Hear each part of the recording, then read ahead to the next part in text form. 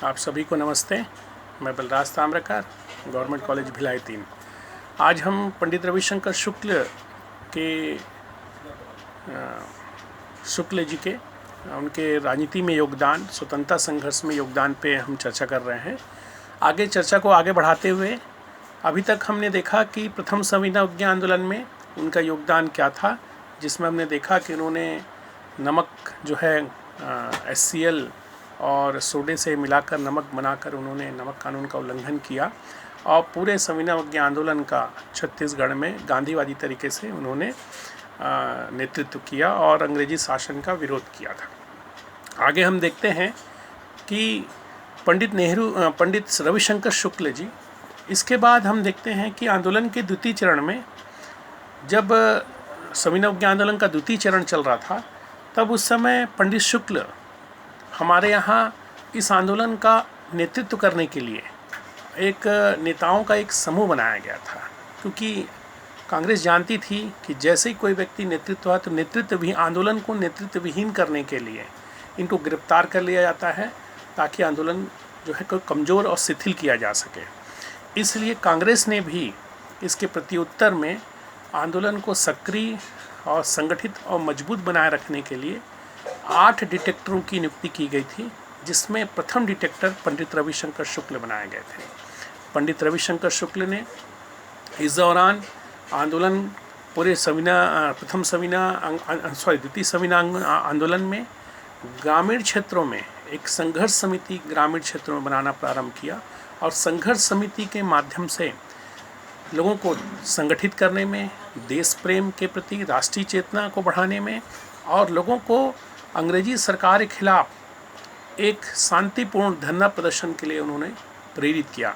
अपने विचारों से, अपने कार्यों के माध्यम से प्रेरित किया और पूरे छत्तीसगढ़ का दौरा करते हुए उन्होंने लोगों को आगे बढ़ाया। बाद में उन्हें गिरफ्तार कर लिया गया और गिरफ्तार करके उन्हें जेल में रखा गया। बाद में वहाँ फिर रिहा हुए। इसके बाद 1940 में उसके बाद 1937 में विधानसभा का चुनाव हुआ। उस चुनाव में वो BN खरे में मंत्रिमंडल में शिक्षा मंत्री रहे और उनकी विद्या भवन योजना बहुत ज़्यादा चर्चित रही। अनेक स्कूल खोले गए, शिक्षकों की नियुक्ति हुई और इस योजना के माध्यम से लोगों को, छात्रों को में राष्ट्रीय चेतना का प्रचार प्रसार करने में वो सफल रहे। बाद में वो मध्य प्रांत के मुख्यमंत्री होने का भी उनको गौरव प्राप्त हुआ और इस दौरान उन्होंने जो है एक बेहतर नेतृत्वकर्ता के रूप में उन्होंने काम किया।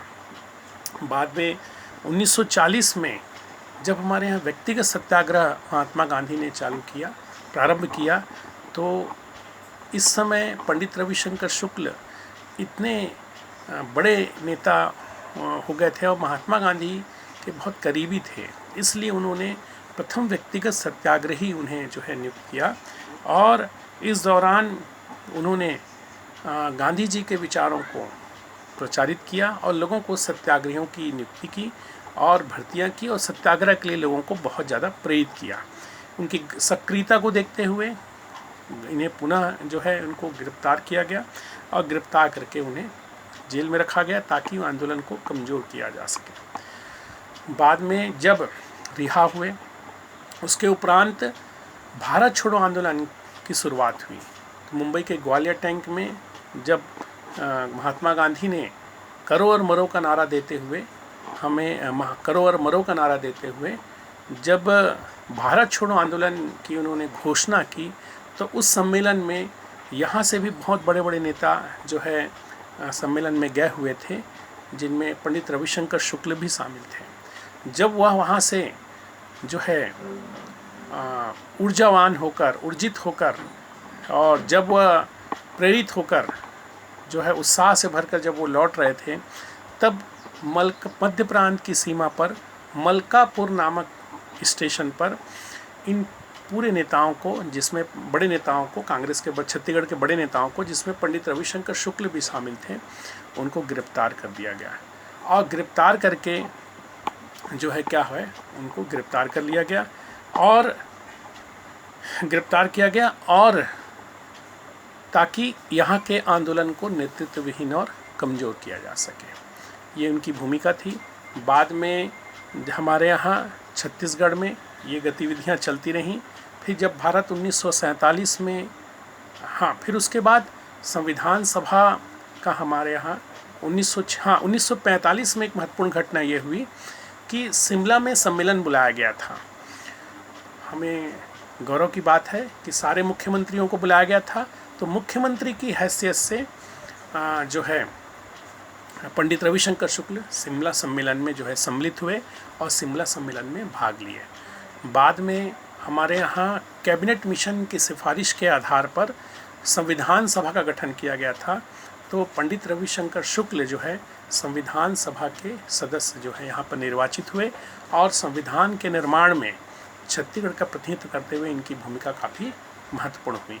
1947 में जब आज़ाद हुआ भारत, तो इन्होंने नागपुर की राजधानी सीताबर्डी में तिरंगा झंडा फहराया और साथ ही साथ इन्हें मध्य प्रदेश के प्रथम मुख्यमंत्री रहने का भी गौरव प्राप्त है। इसके अलावा पंडित रविशंकर शुक्ल जो है बहुत ही संवेदनशील व्यक्ति थे। इन्होंने छत्तीसगढ़ का प्रथम दैनिक अखबार जो है इन्हें निकालने का भी गौरव प्राप्त है।